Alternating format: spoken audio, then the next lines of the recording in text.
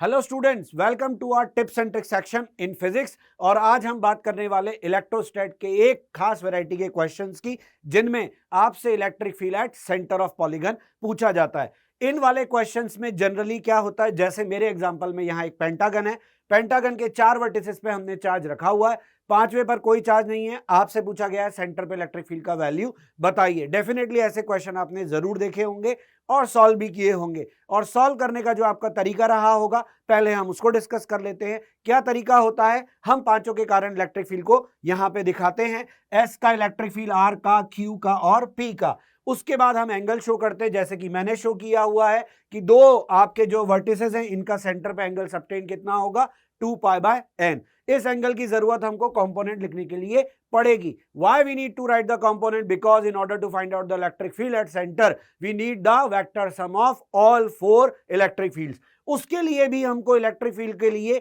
R की जरूरत पड़ेगी। R कौन सी डिस्टेंस है, ये जो वर्टेक्स से सेंटर को जोड़ रही है। इसकी कैलकुलेशन भी आप देख सकते हैं, छोटी मोटी कैलकुलेशन नहीं है। cos 36 ऐसी वैल्यू नहीं है जो आए दिन आप काम में लेते हो, पर मैं मान लेता हूं कि आपको आता होगा।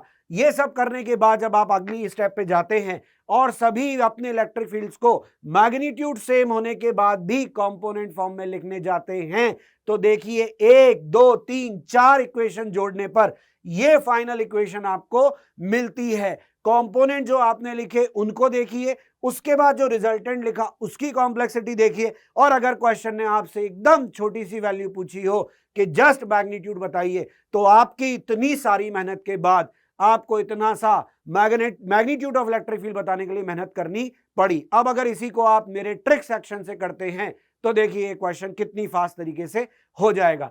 करना आपको क्या है, आपको यह मानना है कि हमारे 5वें वाले पॉइंट पर, 5वें वर्टेक्स पर भी हमने एक चार्ज रखा है। ऐसा मानते ही वेक्टर सम ऑफ ऑल कितना हो जाएगा, 0, क्योंकि हम जानते हैं कि ऐसा होता है। तो ये है नहीं, लेकिन हमने इसको मान लिया। तो इसका इलेक्ट्रिक फील्ड किस तरफ आता, इस तरफ आता। यस और नो, बिल्कुल सही।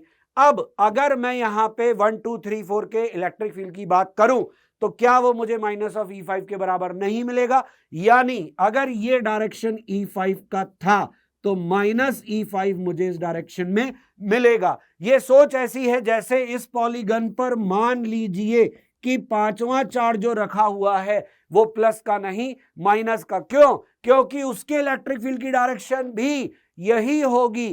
तो जैसे ये 4 पॉजिटिव चार्ज इलेक्ट्रिक फील्ड दे रहे हैं, 5वां अगर अकेला, चारों को हटाओ, 5वां नेगेटिव इमेजिन कर लो तो भी वही आंसर है।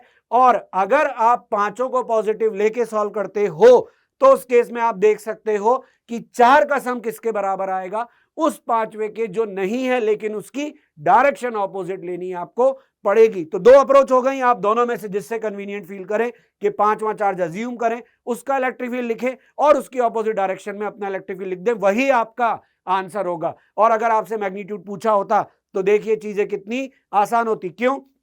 E1 E2 E3 E4 और E5 इनफैक्ट सबका मैग्नीट्यूड आपस में क्या है, सेम। या फिर आप ये अज्यूम कर लेते कि चारों चार्ज है ही नहीं, 5वें वर्टेक्स पे नेगेटिव चार्ज रखा हुआ है, उसके डायरेक्शन ऑफ इलेक्ट्रिक फील्ड ही हमारा आंसर होगा, उसका मैग्नीट्यूड ऑफ इलेक्ट्रिक फील्ड ही हमारा आंसर होगा। ये अप्रोच के बाद आप देखिए साइज ऑफ द कैलकुलेशन कितना कम हो गया। तो आपके लिए यहां कुछ करने को बिल्कुल, आप देखिए 2 लाइन में आंसर देने के लिए आपको एफर्ट डालना है, दैट्स इट। अब हम बात करते हैं एक और वैरायटी की, जिसमें हमको मिलता है रिंग।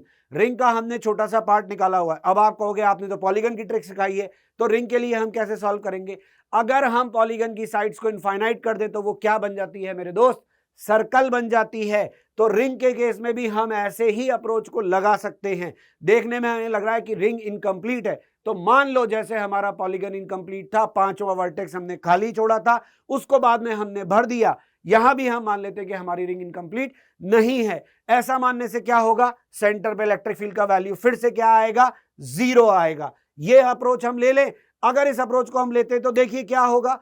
अगर हम ऐसा मानते हैं तो हम ये रिंग को 2 पार्ट में तोड़ के लिख सकते हैं, जैसे E4 प्लस E5 किया था। तो आपकी ये रिंग ओरिजिनली क्वेश्चन ने दी है, ये टुकड़ा आपने अज्यूम कर लिया, इन दोनों को जोड़ोगे तो क्या आपकी रिंग कंप्लीट नहीं हो जाएगी? और अगर होगी तो E1 प्लस E2 बराबर क्या मिलना चाहिए, 0 मिला। और इसका मतलब क्या हुआ, E1 की value is what, minus of E2, और E2 लिखना कौन सा बड़ा काम है? क्वेश्चन ने बोला कि ये कितनी लेंथ है? dl। dl लेंथ का चार्ज कितना होगा? Lambda dl। और चार्ज जो होगा वो पार्टिकल का चार्ज होगा। पार्टिकल के कारण r डिस्टेंस पर इलेक्ट्रिक फील्ड लिखना आप सभी को आता है, दैट इज k3/r²।